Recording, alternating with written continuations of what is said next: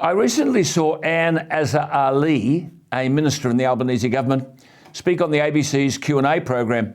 In a discussion about Australia's relations with the communist regime in Beijing, she claimed that the Albanese government is investing in Australia's sovereign capabilities. I've been talking about this stuff for years.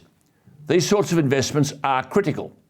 Sovereign capabilities refer to Australia's ability to produce its own critical goods like fuel and fertiliser and steel and metals and cheap power and so on. The end goal will, of course, to avoid relying on supply chains that could be cut off by the flick of President Xi's pen.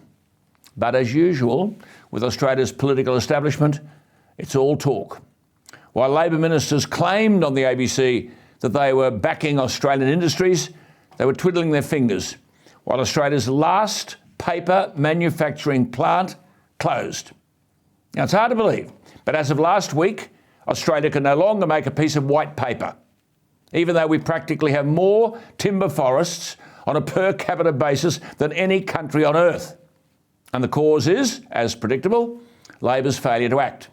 Opal's Maryvale Mill, Australia's last paper manufacturing plant, which sits 100 kilometres southeast of Melbourne, has shut because of green activism and the so-called justice system. Opal said the shutdown is due to a Supreme Court decision to ban Vic Forests, the state-owned logging company that produces the timber for the mill, from logging Victoria's Gippsland and Central Highlands forests. Justice Melinda Richards told the court that Vic Forests logging in the east, you know it's coming up here. Finish the sentence for me.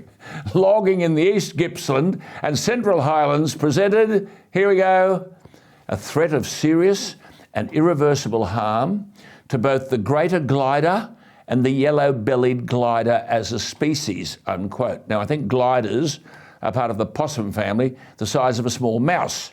They're called glider, I think, because they apparently leap extraordinary distances with their limbs outstretched. Anyway, no logging because of the glider. As a result, loggers now need to jump through a web of green tape and regulations just to turn on a chainsaw. The paper manufacturing bill saw the writing on the wall and decided to shut up shop. The worst part? Well, this is just one of many examples.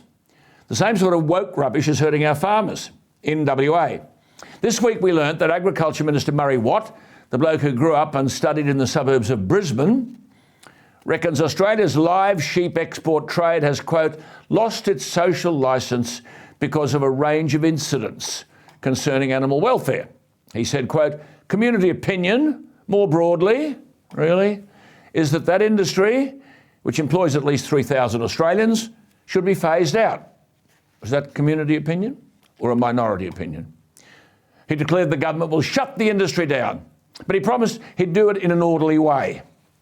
The irony of all of this, most of Australia's live sheep exports go to Kuwait, a small oil-rich Middle Eastern country that wants live sheep to sacrifice and feast upon for Eid, which is the Christmas for Muslims. And if Australia stops exporting live sheep, Kuwait will get the live sheep from another country, like Romania, which will have nowhere near the strict animal welfare standards that apply to Australian farmers. I'll tell you something. We've got a real battle on our hands in this country where common sense is under significant threat.